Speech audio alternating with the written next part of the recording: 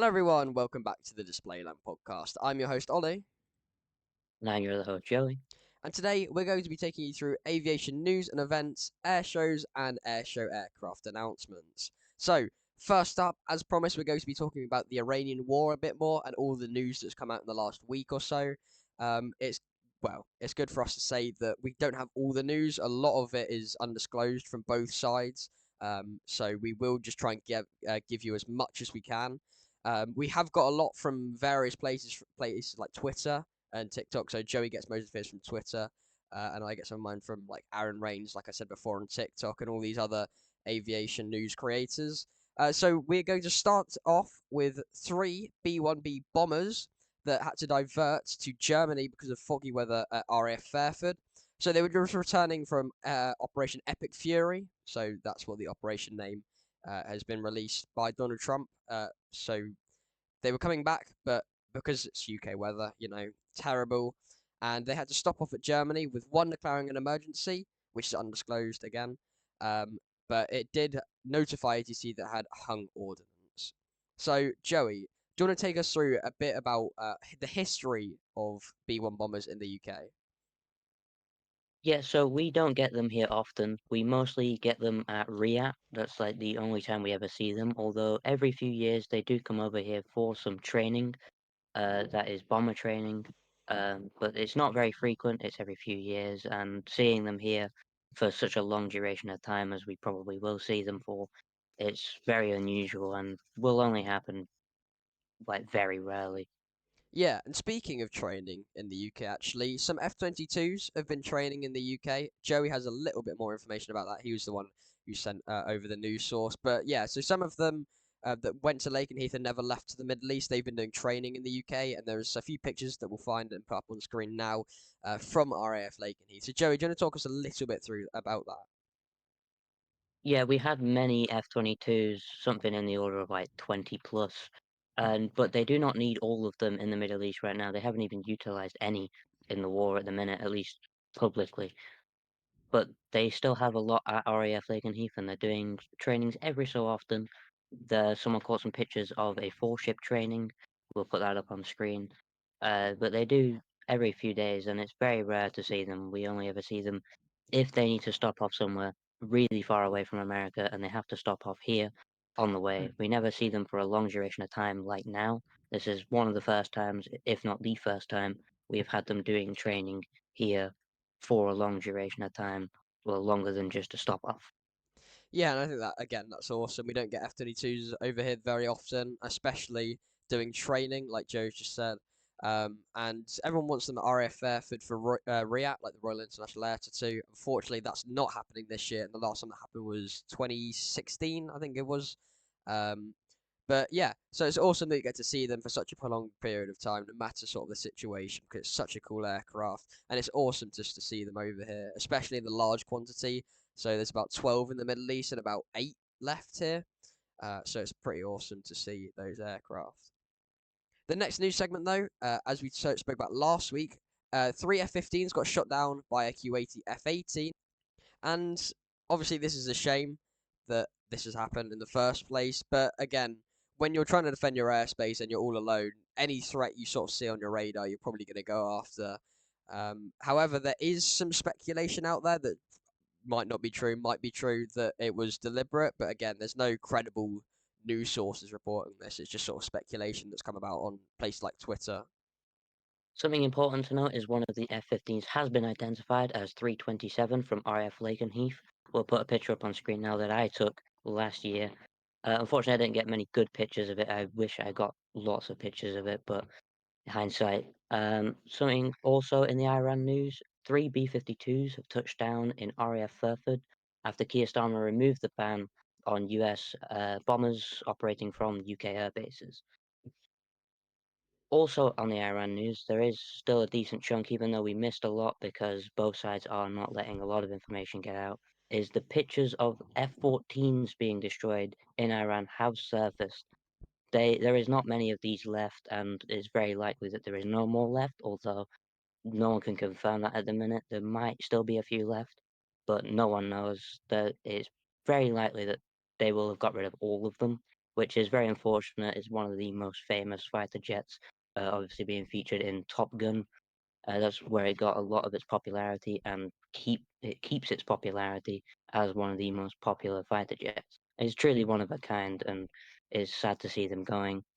Yeah, well, obviously we've been discussing about the F-14 for weeks now. We showed pictures of them. We talked about both Top Gun films actually very briefly. We said that there's one on an aircraft carrier that I did find a picture for, and we'll put a picture up on screen now of the destroyed F-14s for those watching on YouTube. It's a shame to see them go, and we probably won't find out that if there's still F-14s or not. But like I said, we've been talking about this for weeks, and they have been dwindling ever since we started speaking about them. There's been loads of them destroyed. But Iran actually are doing a pretty funny trick by painting them on the floor. So they are painting F-14s on the floor, and the US and Israel and those the group that are striking Iran are bombing those. And I personally find that quite funny. It's a good trick, and it's something that um, Germans and Britain and that used in the Second World War. But instead of painting, they use like inflatable tanks and like inflatable planes and that. They line them up along the flight line or in a random field or whatever. So the Germans and or the British, depending on which side we're talking about here, would just go and bomb these inflatable tanks and inflatable planes. So it's something that's sort of developed across the years. So the next thing on our news, well, both of these things have happened last week actually. So this should have been in last week's podcast, but because of how long it was, we didn't actually get time to add them. So a Cessna crashed at my local airport. A 50-year-old man was the only occupant inside, and he was completely fine. He was unharmed, just a bit shaken, as anyone would be. The plane flipped. I can't find whether it was on takeoff or landing, so I still need to find out about that. But I'll put a picture up on screen now. Like I said, the occupant was completely unharmed. It was a man from West Sussex, I believe. So again, I really don't know how this happened. I just saw it on Facebook because of my local airport Facebook. And yeah, I really don't know how this has happened, and I really want to find out more. But until there's a crash report or something like that coming out, unfortunately, we won't know too many details. I couldn't go down and get any pictures of it myself, but there's loads on places like BBC and just the local Facebook page, EGHF, if you want to go have a look at Leon Solent, the Facebook page there. Now, unfortunately, this can't be said the same for the next crash that we had, a Bolivian Air Force C-130 Hercules. It slid off the runway and crashed into some cars, killing 28 people. So again, we'll put a picture up on screen now for those watching on YouTube, and it's something that's very devastating again. But luckily, actually, in the last week, these are the only ones that have happened. So I can't find any more crashes that happened in the last week. So these ones are from the 28th of February and before. And I think actually the Cessna might have been at the very start of March. But in the last week, there has not been any crashes. So that's a good sign. But obviously, this is a very sad incident, killing 28 people in Bolivia just from one crash. It killed all the crew, I believe, and just a lot of civilians that are in their cars that were at the end of the runway. So now we move on to Joey with our space news, and then we'll get on to a new segment that we're adding that we'll discuss later. Yeah, there's not a whole lot of space news this week, just a bit more on Starship development. There was Ship 39, which is the bit that goes on top of the booster, finished its cryo testing, which is where they fill it with all the fuel, just to see if it will withstand the lower temperatures down as low as minus 200 degrees. You want to make sure you test these things, especially when working with like millimeter thin bits of steel. You want to make sure it works. And then Booster 19 was lifted onto the launch pad and did its own cryo testing. It possibly was a spin prime, which is where you do everything except ignite the engines. You get it to the right to the end and you don't ignite the engines. It was possibly a spin prime test, but there is no confirmation on this. Unfortunately, that is kind of it for space news this week. There hopefully will be more in the coming weeks, especially with Artemis 3 coming up on April 1st. And New Glenn is scheduled for this month still at some point. So we'll have a bit more space news in the next few weeks.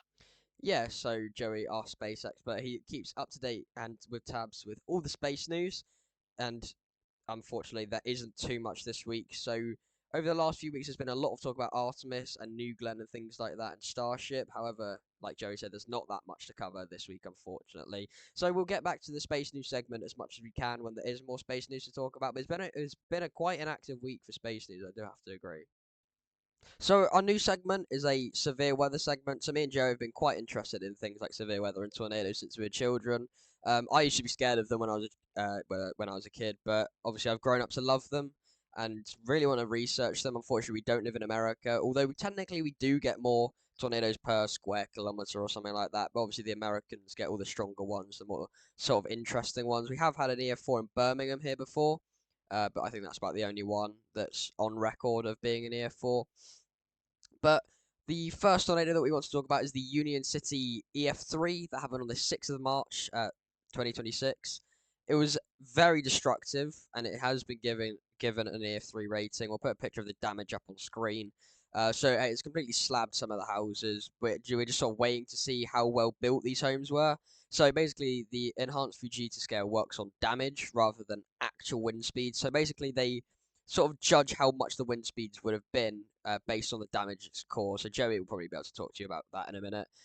But yeah, so depending on how well built these homes were, so if they're made of brick or sort of like concrete, something like that, or so it just basically tells you you can predict how high the winds are, and this really affects aviation in a lot of ways because tornadoes have hit airports before and caused millions of damage at airports. So we just thought it would be a nice little segment to add, especially as this is the beginning of tornado season. Slabbed houses are basically when the only thing left of the house is the concrete slab at the bottom. That could mean anywhere from EF3 to EF5 damage, or maybe even EF2 if it's like a mobile home, which are terrible places to be in a tornado. If you are in a tornado warning and you are in a mobile home, make sure you have a plan to get to a shelter because mobile homes can be lifted at Yeah, EF2 damage, EF2 wind speeds. But EF5 damage is more so very structurally sound buildings, stuff with like metal anchors, bricks, concrete, stuff like that.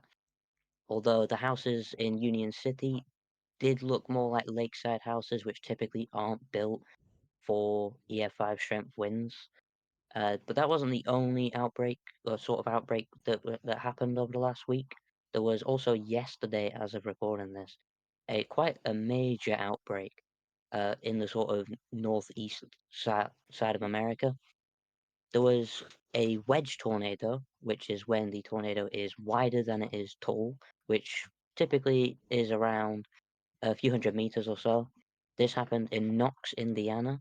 The picture on screen now of the tornado is by Chase_Rob WX. It's quite a terrifying picture, and this also happened at nighttime, which makes it a lot more dangerous. People are typically asleep, or even if they are not, they can't see the tornado yeah, unless there is lightning. So typically, people in America aren't really that worried when they're in tornado warnings unless they can see the tornado because they're in so many so frequently. yeah, If they went to the basement every time, they would waste a lot of time. But it is really important for nocturnal tornadoes.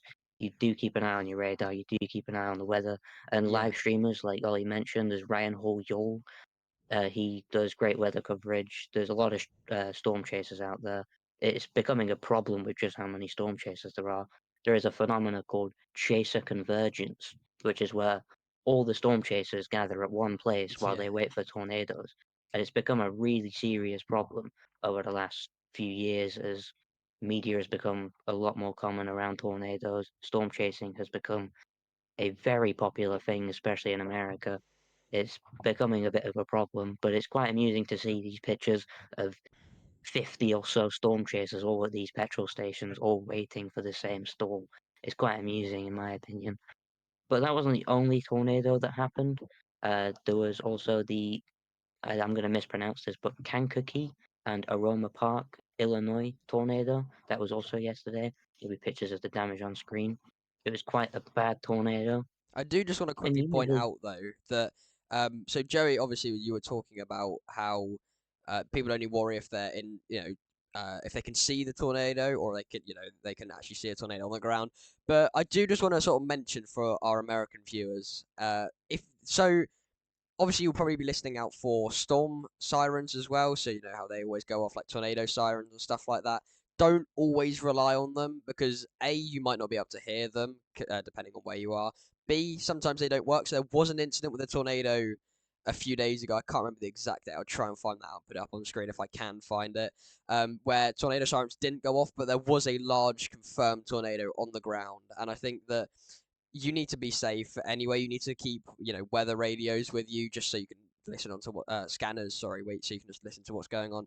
And you really do need to keep an eye out. That if you start filming a tornado, it can get very dangerous, especially if you're not a storm chaser. And some people aren't really that educated on tornadoes, so it's more the fact that if they might literally the tornado will come straight towards you and you won't even know. You'll just be recording it because it's a tornado, it's cool or whatever, and it's coming straight towards you, and then you don't have time to get in your storm shelter or a bathroom or something, depending on where you are. But yeah, like I said, just don't rely on tornado sirens. Always make sure you're watching these like Ryan Hall and Max Velocity and people like those to keep you updated on where all these tornadoes are to keep you safe. Yeah, and you also mentioned people might not be so educated, and something I've also seen on a lot of live streams in the past few days is people sitting under overpasses, which is a terrible idea. I know a lot of people, maybe born in like the 80s, 90s, will have seen on safety videos them telling you to sit under an overpass.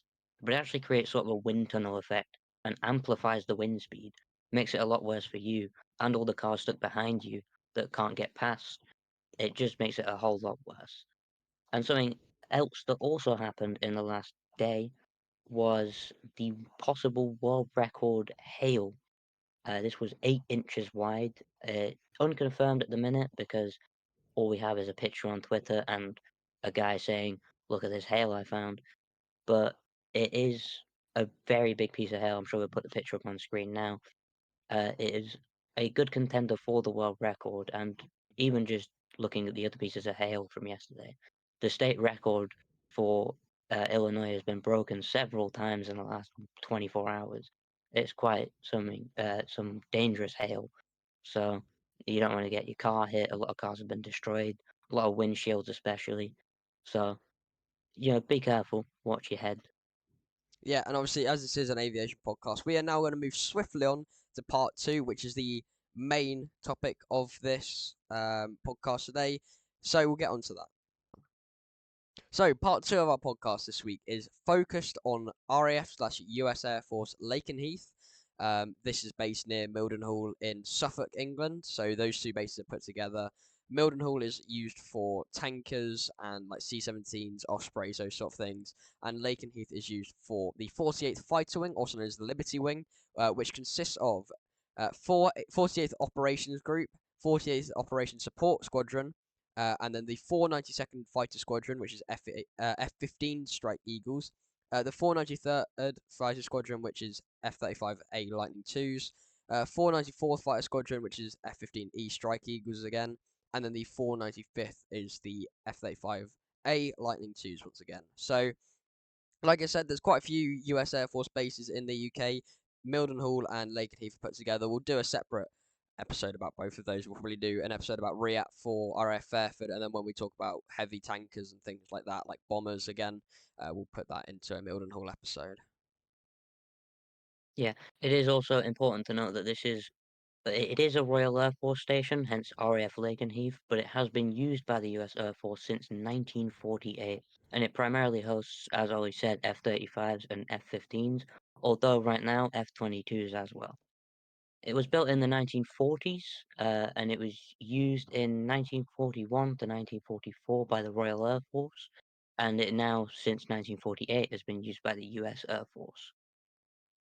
There is also the car park, which is where you go to spot things at RAF Lakenheath. It is pretty much in the perfect spot, and there's great community. If you go there, you can make conversation with anyone. They're all interested in the same thing. They're all there for the same reason. It's where I personally met Ted Coningsby for the first and, at least as of right now, the only time I've ever met him. He's a nice guy. But they also have burger vans there. Uh, Pretty good burgers, especially considering there's not really anywhere else to get food. It's definitely worth going to the burger van. You get good burgers there. They also have an ice cream van occasionally. I personally didn't get an ice cream from there, I don't think. But if you want burgers, food, drinks, you can get it all in the car park. It's definitely worth going. Yeah, and the car park also leads down to a path, so you can go further down, and it basically sits at another perfect point. So you have the runway sort of like vertically here, and if you walk down from the car park, you're basically at the very start of the runway. So literally where they'll line up and take off. So you have a direct, straightforward view into the like genuinely dead center into the aircraft. I find, sorry, side on of the aircraft. I find a picture so you can sort of see what I mean of people who have stood down there, and that's where I'm probably going to stand as well when I next go down to Lakenheath. But there is also another good place, literally half a half a second up the road, where there's just a lay-by, and you can stand basically on the approach line. So they'll literally come in right over you. There's no as long as you can find a place to park somewhere near.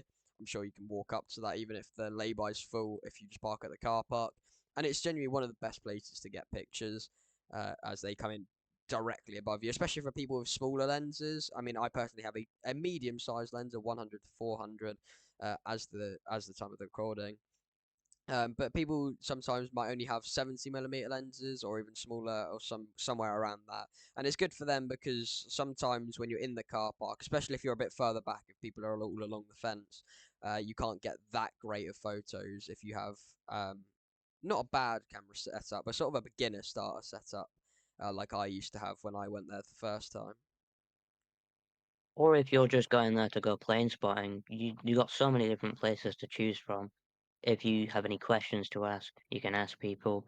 If you even want to find a better spot, you can ask people as Yeah. well. I'm sure they'll all know the best spots to go to. There are people who visit there frequently, like Ted Congsby. He goes there all the time. If you have any questions, you could always ask him if he's not busy, or just anyone over there. You can always ask for help if you need it. Yeah, so we are in sort of talks with Ted Coningsby to try and get him on the channel, but like we said before, I believe we mentioned this before, he is obviously very, very, very busy with the upcoming display season and all the practice displays, especially at RAF Wellington with the Red Arrows and places like that. And Coningsby's been very active because of the, you know, Iranian situation. So there's been a lot of typhoons that have been deployed over to Iran. So he's been over to those sort of places quite recently. So yeah, RAF Lakenheath is based about 30 miles from Hull Beach, which is basically where they do all their training and their firing. I'm sure you can probably find a Ted Coningsby stream about it. You get to literally see them up close, firing, well, fake rounds, obviously. But yeah, you get to see them and you can probably get some very good photo opportunities. I've personally never been there, but I do want to go on an active day. But again, it's very hit and miss, just like most training places like LFA 17 and LFA 7, the low flying areas. I mean, well, I went to the Lake District last year and I missed basically every aircraft by about a minute. So that was rather annoying. So I got there, got on the train, literally got on the train, three F-15s flew over like twice. Then we basically quiet for the rest of the day. Then I went to eat and a typhoon flew over. On the way back, the two Hawker Hunters flew behind my boat, so I didn't get to see them, which is awesome. Um, then there was three F-35s that did three loops as I got on the train to go back. So again, awesome. And then two F-15s decided to fly over as we were leaving the car park. So again, what a brilliant day, you know. But yeah, it's very hit and miss. But yeah, I would like to go on an active day.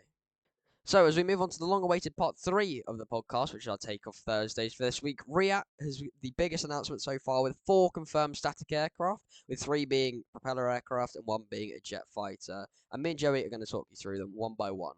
So, we're going to start off with the only jet fighter announced for statics, which is the Vampire from the Norwegian Air Force, also known as now the historic flight for where they operate, I believe, now 2 Vampires, a T-33 Shooting Star, and a MiG-15, which we did mention last week when we were talking about the... No, not last week, a few weeks ago when we were talking about the MiG-17. And the Royal Norwegian Air Force bought 20 Vampire F.3 fighters and 36 Vampire FB-52 fighter bombers, which one of them will be going to RIAT, which is the FB-52, part of their historic flight still. Some key design details about the Vampire is it has a very unique twin boom tail design. It has a central fuselage pod containing one engine and the cockpit. and it used the Goblin turbojet engine, so it has a very unique whistle and sort of sound as it flies past. Again, I might see if I can find a video for this, like I did for the Mustang Comet last week.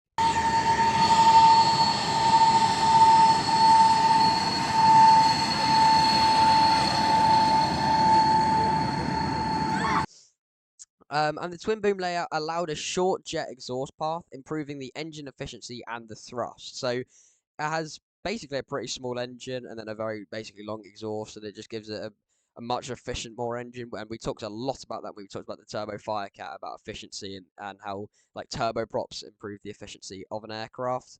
But the de Havilland Vampire was produced by us, so the UK, for well, just post World War II, and it first flew in 1946, the second jet fighter after the Gloucester Meteor. So it very, very closely almost entered service into World War II, but it was just 1 year too late. And yeah, like I said, it was the second one after the Gloucester Meteor. Still, quite a few of them flying in the world. You have a few in England, you have a few in Norway, you have a few around the world as in historic flights, like this one is here. And the Norwegian squadron operating the Vampire included 331 Squadron, 332 Squadron, and 336 Squadron. Like I said, flying the F.3 and the FB-52 Vampire variants. And the organisation overview of the historic flight was founded in 2008 at Rige Air Base in Norway. And its mission was to preserve and fly historic Norwegian military aircraft, such as the Vampire, such as the T-33 Shooting Star, and such as the MiG-15. So Joey has the stats. So if Joey, you want to talk us through some of the facts about stats about this aircraft, sorry, go ahead. Has a length of 9.37 meters or 30 foot 9 inches. It has a wingspan of 11.6 meters or 38 feet. It has a height of 2.69 meters. It has a maximum speed of 548 miles an hour or 882 kilometers an hour. It has a maximum range of 1,200 kilometers. It has a service ceiling of 42,000 feet and a rate of climb of 4,800 feet per minute. As for the armament, for the FB-52 fighter bomber, it could carry four 20mm Hispano cannons, as well as on its external hardpoints, it could carry two 500-pound bombs or 8 unguided rockets. Yeah, so quite a versatile aircraft. I mean, if you look at the aircraft, you wouldn't particularly think it could carry much, but it's a very versatile aircraft that can carry quite a wide range of munitions, such as the rockets or the bombs. So yeah, quite a nice little strike aircraft. Very nimble as well, very small, quite hard to shoot down, especially in the 1940s when you usually had just guns as anti-air, so not that accurate compared to the modern day SAMs that we have now, surface-to-air missiles. So yeah, very nice little strike aircraft that was used by the UK and by Norway and a few other colonies that the UK had around the world as well.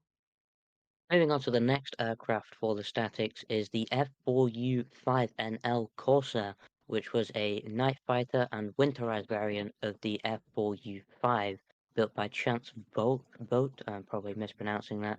It entered service around 1949 and was mainly used by the US Marine Corps. About 101 of these were built. It uses a Pratt & Whitney R2832W double wasp radial engine. It has a power of around 2,300 horsepower normally, although it had up to 2,760 horsepower with water methanol, which was called wall emergency power. It has a top speed of around 470 miles an hour or 756 kilometers an hour, has a service ceiling of about 41,000 feet, and a range of roughly 1,000 miles or 1,600 kilometers. As for the armament, Ollie will tell you a bit more about the equipment and weaponry. Yes, so it had four 20mm M3 cannons in its wings, so very lethal cannons, especially if you play games like War Thunder, you will know how deadly they can be. They could carry eight 5-inch rockets and bombs up to 2,000 pounds, and they could either take drop tanks or napalm tanks, depending on the mission. So, obviously, in Vietnam, you would have used napalm. There was a few F4s still left for Vietnam, used by America, but very limited, obviously, as they had moved on to things like the Bronco as its main sort of twin-engined sort of fighter that was then used in places like Venezuela as well. They had some. and they also move on to like F4 Phantoms that would drop loads of napalm as well. It was equipped with an airborne radar mounted in a pod on the right wing for night interception. So, like Joey said, it's a night fighter. That's what the N will stand for. It will stand for night, or nighttime. And it had rubber de-icing boots on the wings and the tail for icy conditions. So basically, it's pretty much in the name. It will just de-ice the aircraft overnight, especially in places like winter in America. And it had heated gun bays and other cold weather modifications, basically just to sort of ease the strain on the aircraft when firing, especially as cannons in those days weren't as advanced as they are now, and they could get jammed very easily or they could break down very easily, and this was quite a big problem throughout World War II, and sort of further on into sort of the 1940s and 50s until you sort of started getting to the proper jet fighters where they sort of modified the cannons. So it did see combat during the Korean War in night attack and close support missions. So that's where it dropped napalm as well. And like I said, it was a night fighter marine squadron such as VMF N 513, also known as the Flying Nightmares. Pretty cool considering the fact that it was a night fighter, Nightmares. And some interesting details about the Corsair family was named the Whistling Death because of the sound it made during dives. And the F4U-5 series was among the fastest piston engine fighters ever used by the US Navy. So they used things like Wildcats and Bearcats as well. I believe mainly Bearcats, but along with Wildcats as well. And if you've ever seen a Bearcat, it's an incredibly fast aircraft. So they're sort of paired together as some of the fastest aircraft out there that the Americans have ever used. And there's a lot of teams that use this aircraft. So if you ever heard of the Flying Bulls, they use a F4 U, just a different variant, I believe, and quite a lot of them actually met up at Sywell. We mentioned that with Alf in the last week's podcast in the interview. They have the Red Bull one as well. They have this one, which is flown by the Flying Legends, which is based in Germany. There's a few other privately owned ones as well that came to Sywell, and I might find a picture if I can of some of them. Um, and it was founded in 2020, this Flying Legends, by aviation enthusiast George Raab at Siegerland Airport in Germany. I probably butchered that name. And the mission, again, is to keep historic aircraft airworthy in flying air shows, film productions, and heritage events. So if you've ever seen things like Dunkirk, there's loads of Spitfires and BF-109s and that. So that's sort of what the historic companies will do. They'll keep them in flying shape, things like movies as well, or short little clips. And they operate the F4U-5NL Corsair, also known as Devotion, which is what they've called it, a North American P-51D Francis Dell, a Supermarine Spitfire Mark 9, and a North American T-6 Harvard, which Joey will get onto a bit later. Moving on to the third aircraft in this announcement is the Supermarine Seafire 17. Now, this is one of many different Seafire variants. There is the Seafire 1B, 1LC, 3, the 15, and the 17. There is also the 45, 46, and 47 variants. However, the one at this airshow is the 17 variant, also known as PR503. It's operated by Navy Air Wings. Not Navy Air Wings, just Navy Wings. It was built in 1945 by Supermarine. It uses a Rolls-Royce Grifton 6 engine, and it entered service with the Royal Navy Fleet Air Arm. Yeah, so some of the specifications about this aircraft. So it has a crew of one. Its length is 9.12 meters, also known as 29 foot and 11 inches. It has a wingspan of 11.23 meters, or 36 feet and 10 inches, a height of 3.86 meters, and a wing area of 22.5 meters squared. So, like Joey just said, it used a Rolls-Royce Griffon 6 engine, which was a V12 liquid-cooled piston with 1,850 horsepower and used a 5-bladed Rotol propeller. So yeah, Joey was talking about the marks of the Spitfire. She had the 1, the 3, the 15, 17, those sort of things. And I'm just going to be sort of talking about the armament and specifications on this aircraft. So the maximum speed was 378 miles per hour, or 608 kilometers an hour. Had a range of 470 miles and a service ceiling of 43,000 feet. And a rate of climb of 4,000 feet per minute. So that's sort of on the levels of fighter jet in terms of service ceiling. Like the some of the F-18 that we talked about last week, that was about a service ceiling of what, 48,000 feet or something like that. So it's kind of up there, considering the fact this is just a propellered aircraft. So some of these later variants, especially the Mark 17, had a very, very high service ceiling and quite fast, to be honest, compared to earlier variants of the Spitfire and the Seafire, because obviously the Spitfire being the based variant and the Seafire being the carrier based variant. So um, it'd carry a tail hook on the back, like the average F-18 that you would see now, used by the U.S. Navy and other aircraft, so like the Bearcat and the Corsair. They would have also had them as well. So the Seafire Mark 17 could carry two 20mm Hispano cannons. The Vampire had, I believe, four of those cannons, so they moved on quite a bit. You know, they had still the same types of cannons after the war as well, instead of creating new ones. I mean, if there's not a problem, don't fix it. And it also had four 303 Browning machine guns. Sorry, and it could store bombs and rockets for ground attacks on its wings and just under the fuselage as well. So, like I said, this aircraft, phenomenal aircraft, and Navy Wings have done an amazing job restoring this aircraft. It's been in the works for quite a few years now. They do such an amazing job on all the aircraft, and hopefully they were getting a Seahawk back in service very soon. I believe they're already doing tests on that aircraft now. So just big shout out to Navy Wings, and well, do you know what? We might even try and get them on the podcast in upcoming weeks, Joey. Yeah, I think it would be great to have them. You know, we've had Alfie on, that was great. Hopefully we can get more guests on, Navy Wings, Ted Coningsby, any airshow organizers, any airshow displays, they would be great. Yeah, we appreciate all the support. This week already has been a bit sloppy from us. We are 3 hours into recording this, so we do just want to apologise for sort of the lack of um what's the word? Lack of I don't even know the word, but yeah, sort of a very low quality podcast this week after coming off a very high one last week. But yeah, we are 3 hours into recording, about 2 hours researching just before that as well. So before we move on to the next aircraft, we do hope you've enjoyed this already, and we are trying our best here this week after I've just come back from college and everything. So anyway, we move on to the next aircraft, which is the T6 Harvard, and Joey will talk you through that. The T-6 is a advanced military trainer aircraft used to train fighter pilots. It was built in the early 1950s for the Royal Canadian Air Force, and the Canadian name Harvard corresponds to the North American T-6 Texan family.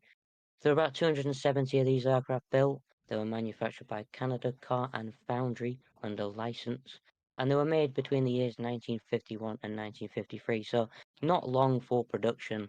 You get a lot of aircraft being built over the course of over a decade sometimes. Only 2 years is not a lot, and only 270 of these aircraft built, especially in this sort of era, just coming out of World War II. You think they want a lot more of these aircraft built just in case. There was a lot of worry back then, especially moving into the Cold War just afterwards. It was quite a scary time, and they didn't build a lot of these. But for a trainer aircraft, I suppose you don't need that many. As for the performance, I'll take you a bit more through that. Yeah, so just quickly, I will put a picture of mine up on the screen now. So, oh, sorry, not my personal T6 Harvard, but a picture of a T6 Harvard I took, known as Wacky Rabbit. A lot of people should know about Wacky Rabbit. It's a very cool aircraft. I know David Peterson flies it. I can't actually remember his last name. I think it's just Peters though. He flew at Midlands Air Festival, and he shares the aircraft with the organisation he's part of. And I have a picture of it on my wall at the moment. Obviously, you can't see it, but I'll put a picture up on the screen now. So, some of the facts and performance about this aircraft: it uses a Pratt and Whitney R1340 Wasp radial engine. Again, back with the radial engines. Loads of these pistons will use a radial engine, and it produces about 600 horsepower.